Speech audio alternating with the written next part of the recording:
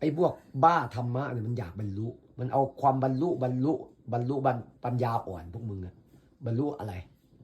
ฮะเอามาสอนกันอันนั้นก็บรรลุแต่ละคลิปกูเห็นเนี่ยบรรลุทำฉับพลัน5 นาทีห้าห้าเลยบ้าแล้วพวกเธอน่ะพวกเธอมันหลงอยู่ในความจำความคิดวิเคราะห์หลงอยู่ในองค์ความรู้นะฮะปรุงแต่งไปแล้วก็เชื่อไปจริงๆมีโสดาสกิทาอนาคาพระอรหันต์มันไม่มีอะไรหรอกมึงคิดเอาคนบนโลกวันนี้มันหลงคิดหลงปรุงหลงแต่งอยู่หลงศึกษาเอาความรู้จากตรงนู้นตรงนี้พวกเธอไม่มีวันที่จะออกจากม่านมายาตรงนี้ได้หรอกนะฮะความหลงความมืดปอดตรงนี้ได้บอกเลยหลงกันทั้งโลกหลงอยู่ในความรู้สึกนึกคิดอารมณ์เนี่ยจำคิดวิเคราะห์รู้คิดว่าตัวเองรู้ตัวเองเข้าใจที่ไหนได้ห